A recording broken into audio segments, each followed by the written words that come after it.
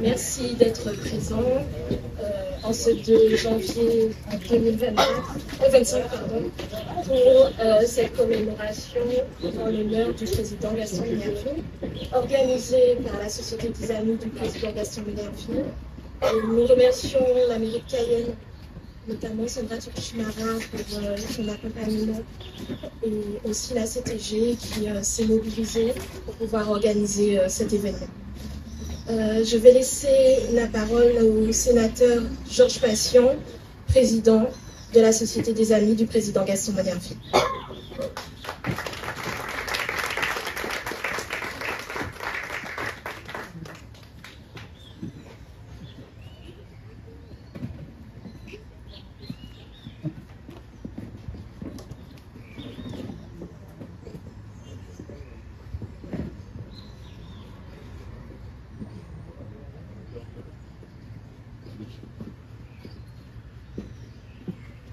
Et Dieu et les cieux sont cléments avec nous pour Minerville.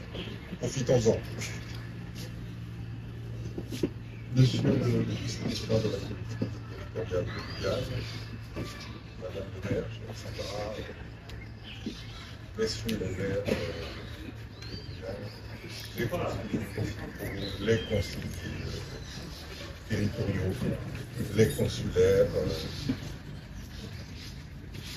Messieurs les dignitaires des loges, dont on a présenté quelques-uns. Bonsoir à vous tous. Au nom de la Société des Amis du président Gaston Minerville, je suis particulièrement heureux de vous accueillir pour cette manifestation empreinte de simplicité, mais de grande signification politique et républicaine. Heureux de voir que vous avez répondu présent en grand nombre, en dépit de notre invitation lancée dans un temps très court. Je remercie une fois de plus la collectivité territoriale et la mairie de Cayenne de nous avoir suivis et d'avoir fait diligence pour bien vous accueillir cet après-midi. Donc je disais, heureux de voir que vous avez répondu présent, en grand nombre, en dépit de notre invitation lancée dans un temps très court. Merci de nous en excuser. Nous avions tout tort de préjuger de votre capacité à vous déplacer le lendemain du jour de l'an. Vous nous démontrez le contraire.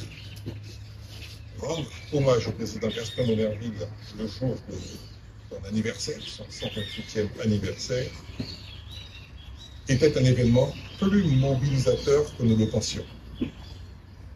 Aussi, votre présence nous appelle droit au cœur et nous renforce dans le combat que nous menons pour le faire sortir de ce silence, cet oubli, cette ignorance qui forme un halo obscur autour de lui. Minerville ne connaît pas. Proclamait en première page l'énoncé d'une caricature du canard enchaîné. Sa presque absence des dictionnaires historiques et des lieux symboliques de la République nous démontre cette volonté de le minimiser, voire de l'occulter. Beaucoup ne savent rien de Minerville et des combats de sa vie. Beaucoup ignorent que pendant plus de 22 ans, le président du Sénat, un originaire d'outre-mer, un Guyanais, et qu'il fut à ce poste la deuxième personnalité de l'État. Brillant avocat, sa plaidoirie dans l'affaire Calmont date et continue à faire autorité dans le milieu professionnel. Élu local, élu national, maire, conseiller général, président du conseil général, sénateur, député. À cette époque, le cumul des mandats n'existait pas. Donc, il a pu aisément cumuler. Mais il a fait aussi bien en Guyane que dans l'Hexagone. Il a quasiment les mêmes postes en Guyane que dans l'Hexagone, dans le Lot. résistant,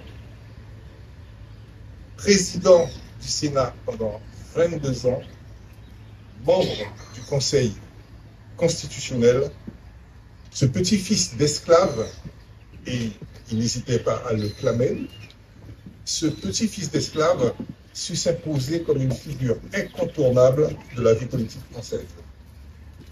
Un homme avant tout de conviction, de valeur, d'engagement, qui osa affirmer son indépendance face au général de Gaulle, alors que celui-ci était au fait de sa gloire. Rappelez-vous cette objection de Gaston Monnerville restée célèbre lors de la décision du référendum pour l'élection du président de la République au suffrage universel direct. Non, Monsieur le Président, vous n'avez pas le droit, vous le prenez, car violer la Constitution, c'est attenter aux droits même des citoyens. Il ajoutait, il n'y a plus de République lorsque le pouvoir ne s'impose plus à lui-même le respect de la loi. Est-ce ce qui lui vaut aujourd'hui cette mise à l'écart, cet ostracisme à son encontre? Est-ce la cause du refus de sa panthéonisation par les gouvernements successifs, lui qui présida le 20 mai 1949 la cérémonie de transfert au Panthéon des cendres de Victor Schœlcher et de Félix Éboué? Mesdames, Messieurs, il convient de rendre définitivement justice à Monnerville. Nous tous, ici présents, j'en suis persuadé, nous avons un devoir de transmission, notamment à l'égard de nos plus jeunes. Relisons Aimé Césaire. Nous sommes de ceux qui refusent l'oublier, nous sommes de ceux qui refusent l'amnésie, même comme méthode. Nous sommes tout simplement du parti de la dignité et de la fidélité, écrivait-il en 1933 dans le journal La Croix du Peuple. Il est 30 ans en effet que la République soit un peu moins tendre pour intégrer à sa légende des siècles sa diversité native. Félix Éboué est au Panthéon, Aimé Césaire se trouve symboliquement, Joséphine Baker y est, tant mieux, mais c'est encore bien peu pour signifier ce que la France doit aux grands hommes et femmes issus de ce territoire ultramarin. C'est encore bien peu si l'on considère que qu'un de ces grands hommes est aussi une des plus grandes figures politiques de la moitié du XXe siècle et une référence majeure pour la société contemporaine, un modèle, un exemple. C'est en effet ce que je souhaite depuis qu'on m'a fait l'honneur de me nommer président de la Société des Amis du président Gaston Monnerville. C'est ce que je demande encore ici et aujourd'hui, et vous êtes nombreux à maintenir et soutenir cet espoir. Que la porte du Panthéon soit ouverte à Monnerville, que les rues de nos villes, les frontons de nos établissements scolaires, et je regarde le maire, inscrivent davantage dans leur mémoire collective la forte trace de Timomo. Je sais que certaines collectivités l'ont déjà fait et que des démarches sont engagées en ce sens par nous. Nous nous y associons bien volontiers pour que 2025 soit réellement l'année Monnerville. Avant de transmettre la parole à Rodolphe Alexandre, historien, docteur en histoire et auteur d'un ouvrage sur Monnerville depuis la Guyane, je voudrais une fois de plus remercier les partenaires, les organismes qui nous permettent de fonctionner, notre Société des Amis de Gaston Monnerville. Donc je voudrais remercier l'État par le ministère des Outre-mer et le ministère de la Culture, le Sénat qui nous a beaucoup aidé également dans le précédent de cette opération, la collectivité territoriale de Guyane, la ville de Cayenne et le groupe Gabriel qui va nous offrir tout à l'heure le code de l'amitié. Merci.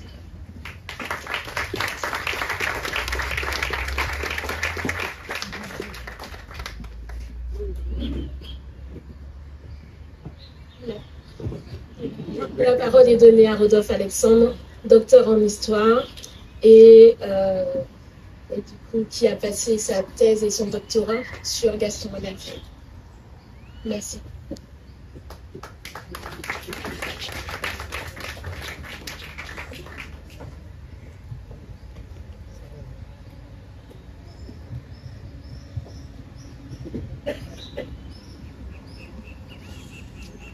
Oui. Mesdames, Mesdemoiselles, Messieurs,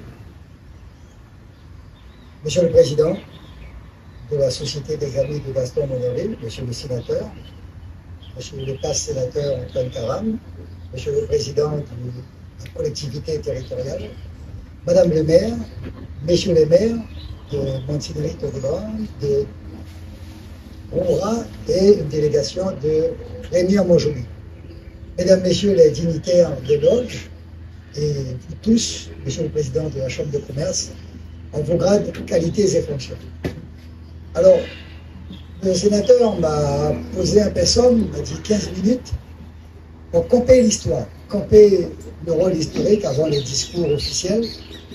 Et je commencerai à répondre tout de suite au sénateur. Oui, Gaston Monnerville est d'abord un homme d'État. C'est un homme qui a passé la 3e République, la 4e République, la 5e République. Je vais revenir. C'est un homme dont la pugnacité, la volonté au travail et le respect intransigeant de la Constitution demeurent. Gaston Monnerville, c'est une probité légendaire dans son parcours. Un homme qui n'a jamais planifié de carrière et surtout un homme qui a répondu à chaque fois au mouvement, à la contestation, à l'intrigue et donc aux faits. Alors oui, sénateur et président, Gaston Monnerville mérite la panthéonisation.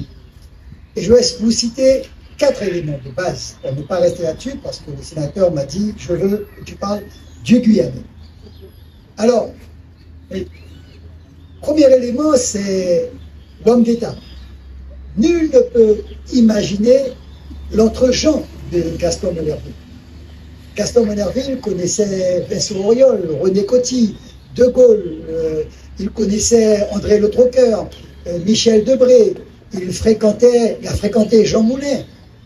Il avait réussi, à partir de 1934, 1958, 60, à avoir un entre-gens considérable qui le place au même titre que tout chef d'État ou tout homme qui aurait servi la nation française.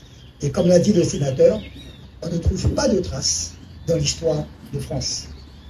Le deuxième élément, c'est que nul ne sait que Gaston Monnerville était membre de la LICRA, Ligue internationale contre le racisme et l'antisémitisme. Et pour cause, parce qu'il a contribué à de nombreux procès où il a sauvé des Juifs, notamment avant et pendant le régime de Vichy. Ensuite, un élément sur lequel il y a une totale opacité, Gaston Monnerville, malgré son âge, à plus de 40 ans, répond à la Seconde Guerre mondiale et s'engage sur le cuirassé Provence et il va participer à la bataille de Mercel-Kébir. 2000 morts chez les marins français du fait du refus de la marine française de l'ultimatum des Britanniques. Et ça, c'est un silence complet. Et quand Gaston Monnerville sera démobilisé, Gaston Monnerville va rejoindre les maquis d'Auvergne, commandant Saint-Just, et participer donc aux activités donc, clandestines des résistants. Voilà 4 faits nécessaires que la France devrait tenir compte. Et puis le dernier point, qui est essentiel pour répondre, on va dire, au lobby gaulliste, c'est que la guerre d'Algérie a commencé. Nous sommes en 1958. Le premier putsch conduit par le général Massu a conduit au comité de salut public. Et il y a un homme, le président René Coty, qui pour une fois fait un sursaut d'intelligence. René Coty, c'est celui qui a été élu au 15e tour, au détriment de Gaston Monnerville. On aurait pu choisir Gaston Monnerville. Mais peut-être que le préjugé de race a été plus important. Mais toujours est-il, il faut rendre grâce à René Coty. Il a compris qu'il faut une sorte d'homme providentiel, donc faire appel au général de Gaulle. Et il confie la mission au président du Conseil de la République, Gaston Monnerville, au président de l'Assemblée nationale, André Le Troqueur. Pour rencontrer qui? Le général de Gaulle, le 27 mai 1958, au parc de Saint-Cloud.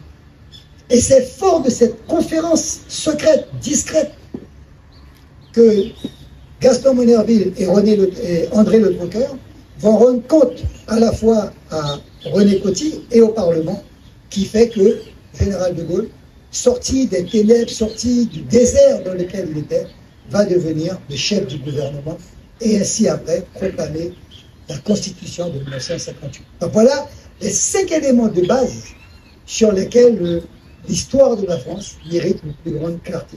Maintenant, venons au Guyanais. Alors, pour le Guyanais, j'ai fait quelque chose très court, puisque le président l'a souhaité.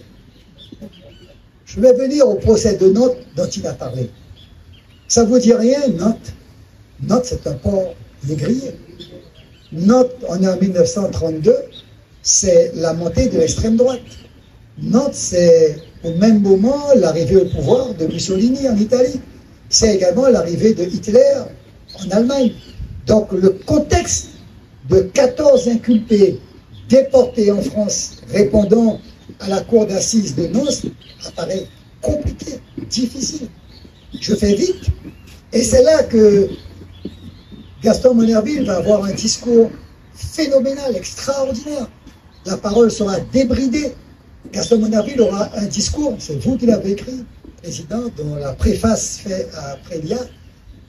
Gaston Monnerville aura un discours du même type que Zola dans J'accuse, ou encore l'oraison funèbre de Périclès à l'occasion des soldats morts pendant la guerre de Péloponnèse, ou encore, pourquoi pas, à De Gaulle, quand De Gaulle dira la France libre, la France violée, la France combattue.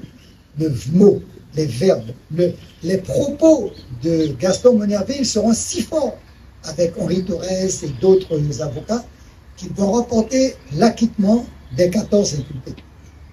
Ce procès, pour notre chance en tant qu'historien, il y avait une secrétaire qui tapait un sténotypie et qui donc a repris toute la plaidoirie de Gaston Monnerville. Et nous l'avons, président, tu l'as dit, c'est l'anthologie.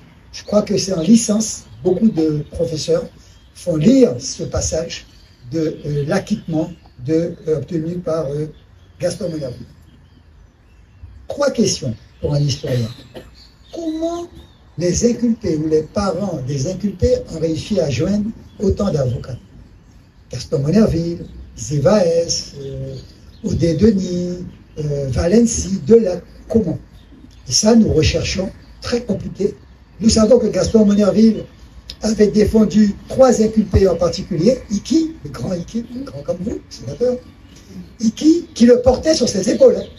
Gaston Monnerville ne marchait pas dans les rues de Cayenne, il était porté par Icky, le plus souvent. Par Icky, Ibad et Soyon. Mais les autres, Flamand, Lamer, Mondor et bien d'autres, on ne sait pas comment les familles ont pu réussir à joindre les avocats. Toujours est-il, je vous donne un scoop aujourd'hui, c'est René Maran qui a contacté Henri Torres pour défendre d'autres inculpés. L'affaire va beaucoup plus loin parce que René Maran avait pensé à Henri Torres pour le lancer comme maire de Cayenne. Or, à l'issue de l'acquittement, le banquet offert par la ville de Nantes, parce que des sauvages, les Guyanais deviennent des citoyens libres, indépendants, ils sont reconnus dans leur dignité de citoyens. Donc il y a un banquet qui est fait par la mairie de Nantes en présence de Gaston Monnerville, et c'est là que parle le nom Timomo à la mairie de Cayenne, Timomo, député de la Guyane. Je passe là-dessus, t'inquiète pas de partie. Le second élément, je regrette qu'il manque une personne. C'est Lucien Prévost qui avait dit qu'il allait venir, parce que le jour où il me laissera rentrer dans ses archives, je crois que je ne vais pas en sortir. Parce que c'est son père, son grand-père à l'époque, qui est maire de Cayenne. C'est le camp galmaudiste. Contrairement à ce que l'on pense, c'était pas facile pour Gaston Monnerville. Pas du tout. Il y avait le camp galmaudiste, qui pour la plupart avait prêté serment avec Galmo pour l'indépendance de la Guyane. Attention, je vais peser mes mots, l'indépendance de la Guyane. Galmo a signé un accord à l'époque avec le mouvement noir de la négritude aux États-Unis. Et donc, ce camp galmaudiste, avec Philippe Sakharin, ils ont déjà leur candidat, Philippe Sakharin. C'est Valette, c'est d'autres personnalités guyanaises, Catherine Lamotte, qui vont rejoindre le camp de Philippe Sakharin. Tandis que Monnerville doit revenir en Guyane. et retrouver des parents, des amis qu'il a depuis fort longtemps plus connus. Et c'est là qu'il va s'entourer de d'autres personnalités pour pouvoir mener sa campagne. Mais ça n'a pas été aussi évident, même s'il fera plus de 700 voix d'écart, 1800 voix. Mais la montée, on va dire, du groupe sakhariniste, qui avait un homme à leur côté, dont beaucoup ont oublié, Jadfar. Jadfar n'apparaît pas tout de suite. Alors Jadfar renaît, parce que Henri Jadfar était l'ami de Gaston Minerville. Et derrière Jadfar, Damas. Donc je passe sur ce panel. Suppression du bagne, oui, il va l'obtenir, mais peut-être que c'est l'accumulation de toutes les œuvres qui ont été menées, en particulier des journalistes. Je pense à Albert Londres, qui viendra en 1923, 1928. Je pense à Pitou, je pense à bien d'autres qui vont justifier la suppression donc, du bagne pour des questions administratives, politiques, financières, économiques. Il y a une qui est fondamentale, qu'on n'a pas suffisamment étudiée, les raisons diplomatiques. Les États-Unis ne vont jamais accepter qu'il y ait un bagne sur un territoire sud-américain. Et à l'époque, j'avais fait, notre ami Victor traduire pour moi des textes en anglais sur ce passage. Bon, toujours est-il que, juste avant la guerre, en juin 1938, 2 décrets-lois qui vont entraîner la suppression du bagne, en commençant par la suppression de la transportation. Après, c'est une autre page d'histoire, très difficile, très lourde, parce qu'en fait, on va liquider le bagne par la famine, par la misère, et beaucoup de bagnards vont mourir pendant la Seconde Guerre mondiale, jusqu'à 1947, où là, le bagne sera définitivement donc aboli. Maintenant, j'en viens au point, la pensée départementale. Alors, je le dis très sincèrement en tant qu'historien, à l'époque, la pensée départementale, elle est de gauche, elle est révolutionnaire. Ce n'est pas une pensée de droite conservatrice réactionnaire. Ceux qui imaginent une départementalisation, eh bien, ce sont les loges, la Chambre de commerce, très tôt, 1935-1948, la mairie de Cayenne, et c'est ensuite lui-même, Monnerville, qui, dès 1932, annonce qu'il est favorable à une départementalisation. Pourquoi? Parce qu'ils veulent mettre fin au régime des décrets des gouverneurs. Ce sont les gouverneurs en Guyane, qui n'est pas le cas de la Martinique, de la Guadeloupe, de la Réunion, le fameux Senatus Consul de 1852, qui fait que le gouverneur juge de l'application des lois. C'est lui qui le décide, le régime des décrets. Donc, premier élément pour Monnerville, il faut s'attaquer au pouvoir des gouverneurs qui apparaissent dans le territoire comme un impérator. Second élément, il faut combattre, enrayer l'idée de l'homme colonial. Même un créole qui se rendait en France apparaissait comme un fils de bagnard. Donc il faut casser le préjugé de l'homme colonial dépendant donc du bagne. Ensuite, la troisième raison, et Monnerville a parfaitement compris le processus, eh bien c'est l'ONU. C'est la question de la remontée aux États-Unis. Le Venezuela, le Guyana, le Suriname et bien d'autres contestent notamment le départ de tous ces bagnards dans leur territoire. Donc il faut donner à la Guyane cette départementalisation qui la place dans l'équité des droits avec la France. Et Gaston Monnerville va rappeler également la Fructidor en 3 qui déjà disait que les lois applicables en France métropolitaine seront les mêmes applicables au niveau de la Guyane. Alors, vient la Première et la Seconde Guerre mondiale, le don de sang, ce que d'autres appellent l'impôt de sang, qui fait que ce seront des poids sur lesquels ils vont devoir appuyer pour défendre la départementalisation. Et en mars 1946, tenez-vous bien, il n'est pas dit que le gouvernement était favorable. Pourquoi? Parce que les premiers débats, et ça c'est le rôle des parlementaires, le premier débat avait été renvoyé par Marius Mouquet le 9 mars 1946, renvoyé le 10 mars 1946. Finalement, c'est du 12 au 22 mars que le vrai débat va avoir lieu. Est-ce qu'on ne peut pas penser légitimement qu'il y avait une suspicion à retarder le processus de la départementalisation?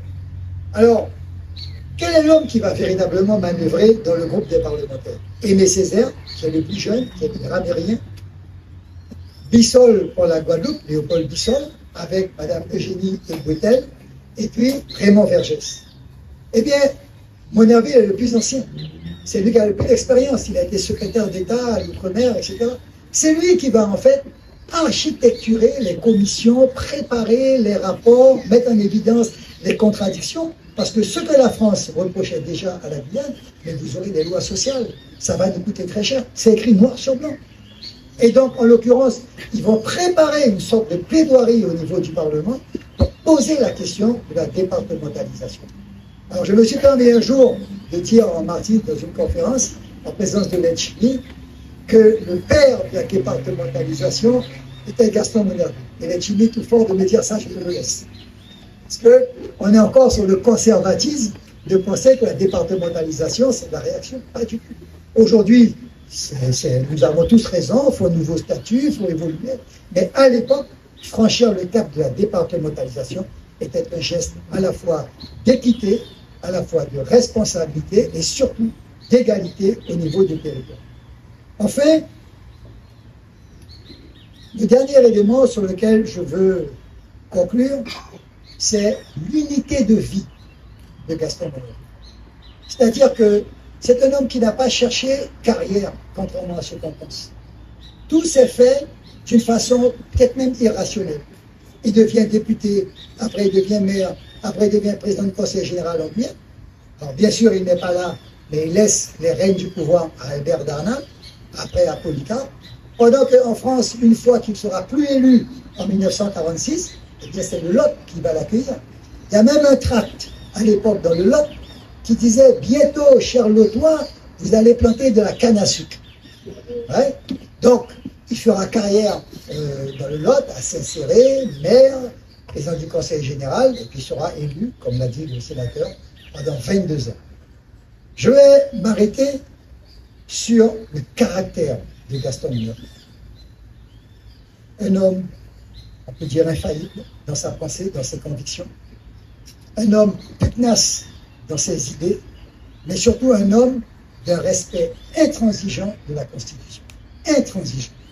N'oubliez pas que son père avait été démis de ses fonctions parce que son père avait osé refuser suivre les ordres du gouverneur lui demandant de voter pour tel candidat. Et son père avait toujours demandé à ses enfants, je ne veux pas, en quelque sorte, de fonctionnaire, je veux que vous alliez dans les professions libérales. Pierre sera médecin, lui sera avocat. Mais cette intransigeance de Monnerville, ce n'est pas l'objet d'aujourd'hui, c'est ça qui va conduire à la rupture en 62 avec le général de Gaulle, quand celui-ci va demander le référendum pour l'élection au suffrage universel. Tout de Gaulle, je vais le résumer en vous disant que politiquement, Gaston Monnerville peut avoir tort, parce que l'élection au suffrage universel, c'est la démocratie de base, elle est populaire, elle crée des maillons, elle crée une dynamique du peuple vers son président.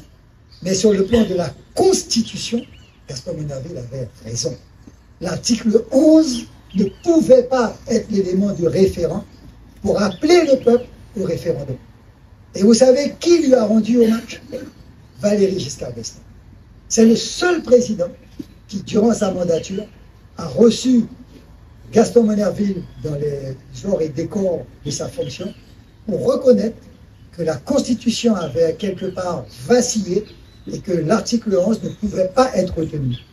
Et ceux qui, parfois comme moi, sont fanatiques des réseaux sociaux, tout récemment, le fils de Michel Debré a fait une intervention sur les réseaux sociaux où il reprend cela par rapport à la situation actuelle, par rapport au fait que De Gaulle a créé une constitution à son image, quelque sorte homme prévidentiel, visionnaire, tout ce que l'on veut, mais qu'après De Gaulle, eh bien, on a connu les avatars que nous connaissons aujourd'hui.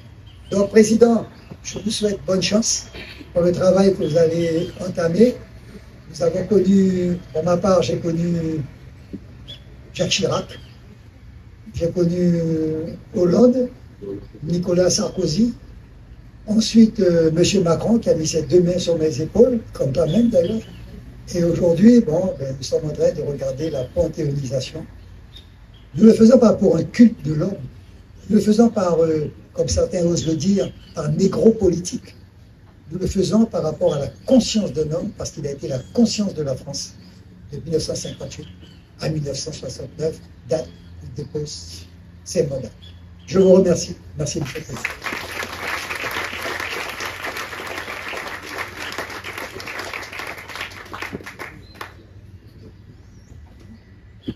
Difficile de passer après Rodolphe Alexandre. Je tenais à remercier de nouveau Sandra Trochimara qui a accepté de venir et puis de nous accompagner pour cette manifestation, ainsi que ses équipes et son conseil municipal. Gaston Monnerville, c'est aussi un personnage de Cayenne et il a été maire et en sa qualité de maire, je vais laisser la parole à Sandra Trochimara pour qu'elle puisse aussi prendre la parole et puis dire un mot sur cette manifestation, en sachant que c'est le début de l'année Gaston Monnerville pour nous. On a décidé de la commencer le jour de son anniversaire. C'est extrêmement symbolique et nous allons commémorer son nom sur toute l'année 2025. Et je remercie à nouveau Sandra Trochimara, maire de la mairie de Cayenne, pour sa participation.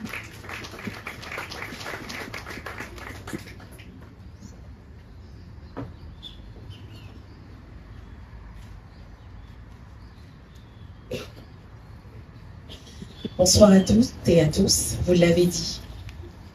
L'exercice est difficile. Après l'intervention de Rodolphe Alexandre sur cet intermède historique important qui valorise ce grand homme qu'est, que restera Gaston Monnerville. Puisque cette présentation historique, je dirais avec l'intervention, le discours préparé, mais dit-on que répéter c'est la pédagogie. Donc il y aura des aspects de ce discours qui vous seront de nouveau présentés en lien avec l'intervention de Rodolphe Alexandre, que je remercie, que j'ai écouté avec beaucoup d'attention parce que chaque fois qu'il reprend l'histoire de ces grands hommes, je me dis que ça donne envie d'aller fouiller, d'aller regarder, de lire, de s'imprégner de l'histoire de ces grands hommes qui font notre territoire, notre pays. Monsieur le représentant du président de la CTG, Emmanuel Prince, monsieur le sénateur, cher Georges, messieurs les maires des communes de Montsénéry-Tonnet-Grande, de Roura, les représentants de Rémière-Montjoly et d'autres représentants, chers collègues, monsieur Antoine Caram, bien sûr monsieur Rodolphe Alexandre, mesdames et messieurs, en vos grades, fonctions, qualités, merci pour votre présence en ce lieu symbolique, le jardin botanique qui, pour beaucoup, nous en parlions, nous rappelle une partie de notre enfance et qui reste, je dirais, un bijou au cœur de la ville capitale. Monsieur le sénateur, je ne serai pas très longue. C'est un honneur et un privilège de prendre la parole devant vous aujourd'hui à la cérémonie de commémoration du 128e anniversaire de Gaston Monnerville, un homme dont le destin hors du commun, comme elle a dit Rodolphe Alexandre, a marqué l'histoire de la France et de la Guyane. Cela a été dit, Cayennais, né petit-fils d'esclaves, il a surmonté de nombreuses épreuves pour devenir docteur en droit, avocat, député de la Guyane, sous-secrétaire d'État aux colonies, résistant en 1940 sous le pseudonyme, je l'ai découvert, commandant Saint-Just, sénateur de la Guyane, du Lot, et président du Conseil de la République devenu Sénat pendant 22 ans. 22 ans. Ce n'est pas rien. 22 ans. Et je comprends qu'à travers l'association, cette légitimité, plus que cette légitimité, ce droit d'ouvrir grandes les portes du Panthéon pour Gaston Monnerville. En tant que maire de Cayenne, il est important pour moi de rappeler qu'à Cayenne, c'est écrit, c'est créé des moments importants de la vie de Gaston Monnerville. Lui, ce grand défenseur des droits de l'homme, de la justice sociale, notamment, comme cela a été dit avec l'affaire Galmo, autre humaniste apprécié de la population guyanaise, tous l'appelaient Papa Galmo, affaire où Gaston Monnerville s'est fait remarquer par sa grande plaidoirie, cela a été dit à Nantes, où les accusés de l'émeute furent acquittés. Je n'en dirai pas plus pour ne pas me répéter. Gaston Monnerville, c'est aussi un engagement fort pour l'abolition de l'esclavage, un combat contre le bagne de Guyane. Gaston Monnerville, c'est aussi un engagement pour les droits et la dignité humaine qui dépasse les frontières de la Guyane. Lui, ce fin connaisseur des territoires d'outre-mer, qui en 1946, à travers le processus de départementalisation, a joué un rôle crucial, permettant à la Guyane, la Martinique, la Guadeloupe et la Réunion d'obtenir un statut égal à celui des départements de l'Hexagone, améliorant ainsi les conditions de vie et surtout le droit des habitants. En tant que président du Sénat, il a œuvré pour la reconnaissance et la valorisation du rôle de cette institution dans une démocratie. Son opposition à la réforme de Charles de Gaulle pour l'élection du président de la République au suffrage universel, cela nous a été rappelé par Rodolphe Alexandre, montre son attachement aux principes démocratiques et à la séparation des pouvoirs avec cette phrase qui a été dite, je n'en dirai qu'une partie. Rodolphe l'a présenté dans sa totalité. Non, monsieur le président de la République, vous n'avez pas le droit, vous le prenez. Gaston Monnerville, l'homme qui a dit non à De Gaulle, nous laisse un héritage de courage, de détermination et de vision. Il nous rappelle l'importance de lutter pour les valeurs qui nous sont chères et de défendre les droits de tous. Cet événement aujourd'hui est l'occasion de pouvoir réunir toute la population afin de pouvoir honorer, mémoriser, célébrer, pérenniser l'histoire de ce géant de la Guyane. Gaston Monnerville, encore trop peu connu, méconnu, mérite la reconnaissance de la nation, mais cette reconnaissance doit être déjà totale chez nous, chez lui, en Guyane. Car au-delà de notre territoire, il nous revient de porter haut et fort le nom de ce grand homme. À travers cette cérémonie, la Guyane, et plus singulièrement la ville de Cayenne, en ce lieu spécial qu'est le jardin botanique, s'inscrit pleinement, monsieur le sénateur, dans cette reconnaissance et cet héritage laissé par Gaston Monnerville, puisque vous avez souhaité que la ville de Cayenne s'implique dans cette année dédiée à Gaston Monnerville. Et je dirais que tout a du sens, car 1835-2025, municipalisation de la ville de Cayenne. Et à l'aube de cette nouvelle année, Cayenne fêtera ses 190 ans de municipalisation. Et je dirais accolé à l'héritage de Gaston Monnerville, je dirais juste que nos 190 ans de municipalisation avec ce slogan 1835-2025, Cayenne. Une histoire au service de son territoire. Je dirais ramener à l'histoire de Gaston Monnerville, notre année 2025 n'en sera que plus éclatante. Pour conclure, je tiens à remercier encore une fois tous les acteurs présents, plus singulièrement le sénateur Passion, et vous, Rodolphe Alexandre, pour ce devoir de mémoire. Votre engagement est une source d'inspiration et un modèle de collaboration au service de notre communauté. Enfin, en tant que Guyanaise et Cayennaise, parce qu'à l'âme on l'aurait planté, nous qu'a dit, je me réjouis de voir que Gaston Monnerville traverse les générations et traversera ces générations encore longtemps. Maintenant, en tant que mère, j'ai envie, mais je dirais plus qu'avoir envie, c'est souhaiter profondément, ardemment. Battons-nous, monsieur le sénateur, battons-nous tous ensemble afin de pouvoir emmener Gaston Monnerville au Panthéon. Mais donnons-nous aussi les moyens pour qu'il soit, pour reprendre ce lieu symbolique qu'est le Panthéon, que la Guyane porte haut, fort et loin Gaston Monnerville. Konoukadi en créole, tirage qu'a coupé gros bois. Et je pense qu'aujourd'hui, collectivement et avec détermination, on y arrivera.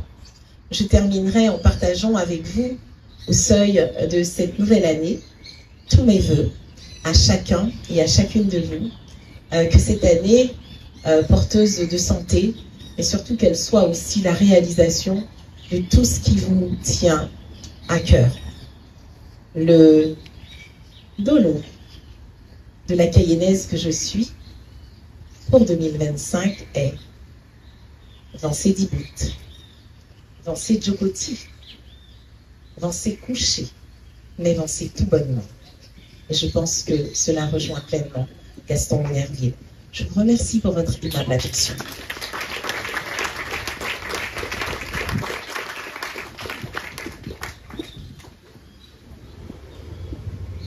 Merci beaucoup, Sandra Chimara. Le tonneau que vous avez dit permet aussi de parler de culture et de patrimoine, parce que Gaston Monnerville s'ancre dans le patrimoine guyanais, au-delà de son rayonnement national.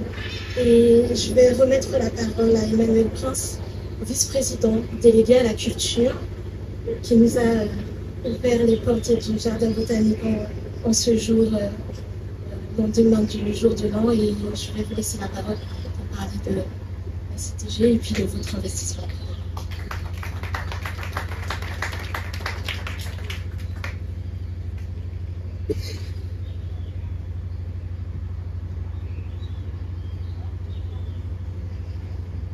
C'est aussi un avantage d'être haut. Ça va.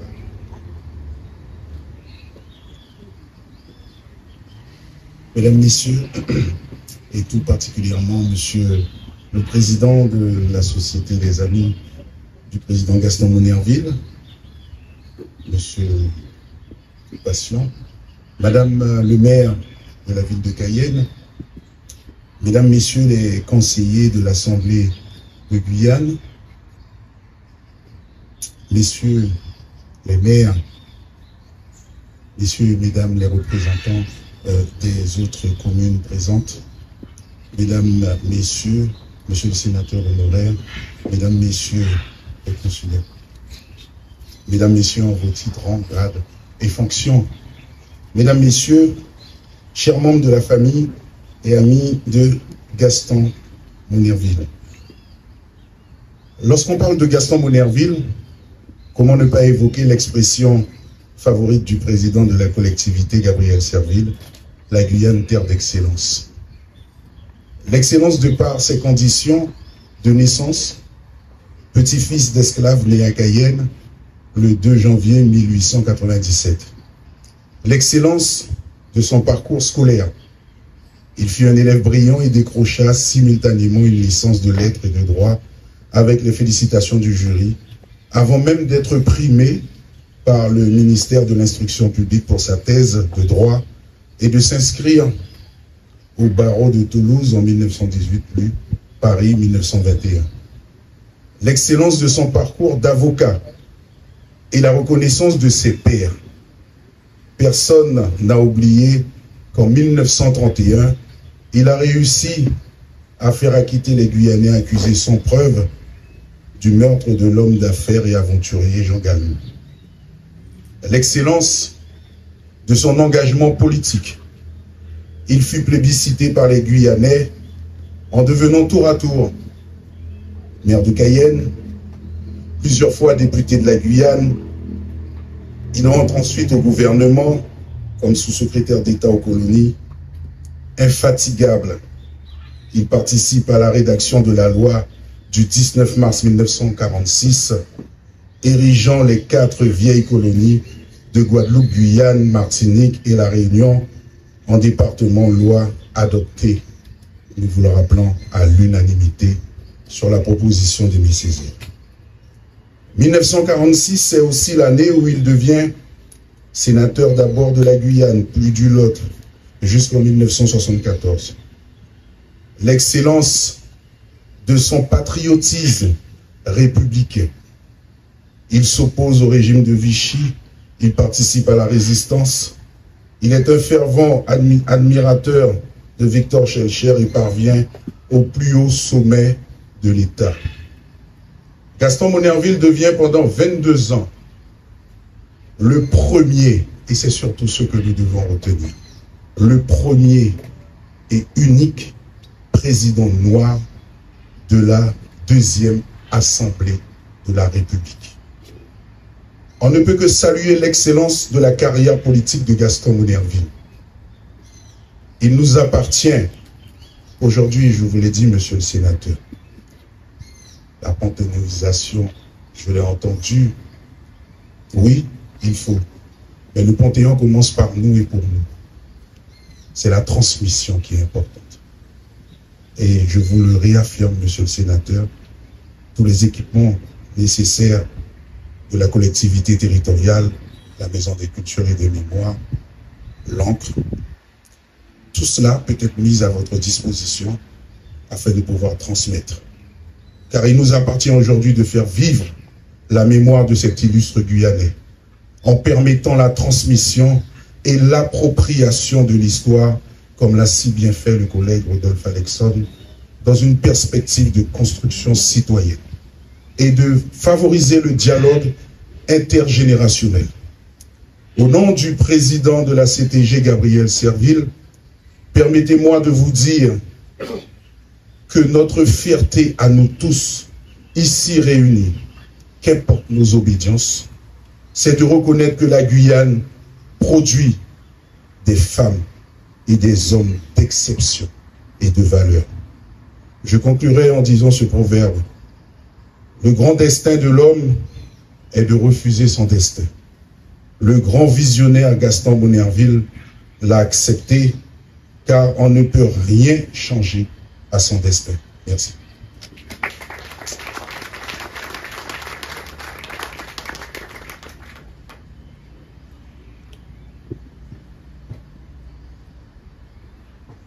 Nous allons procéder au dépôt de gerbe. Donc, sénateur Patient, Monsieur Prince Emmanuel et Madame Sandra Trochet-Marin.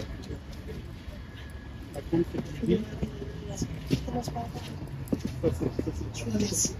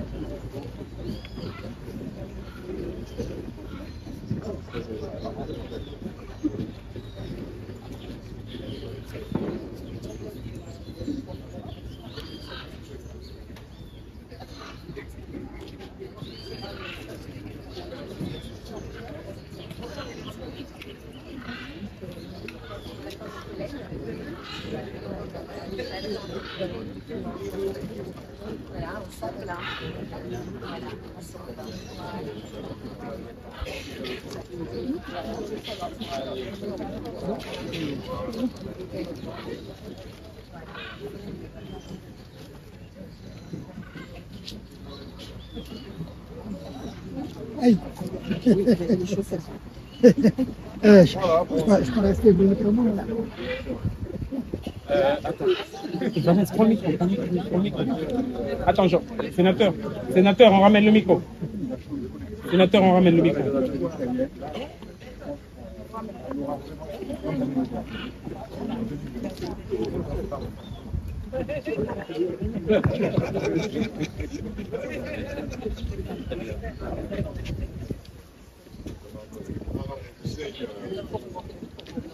Je disais qu'après, il y a beaucoup de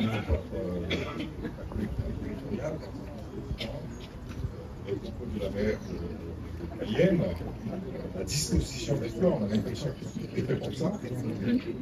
On aura très certainement une grande année 2025 en Guyane, même si nous ne prenons pas encore la capitalisation. Mais en Guyane, on le championnisera. Tout à fait.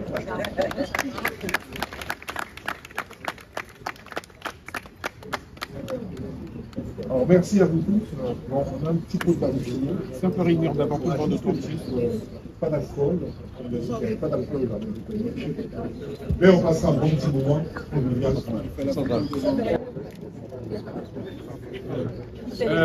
Vous pouvez écarter légèrement plus, hein, l'un cache l'autre. Voilà.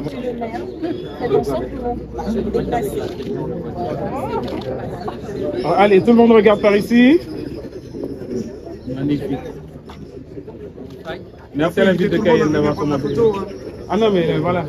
Et maintenant, on invite l'ensemble des personnes présentes, tous. Ah oui, non, le seul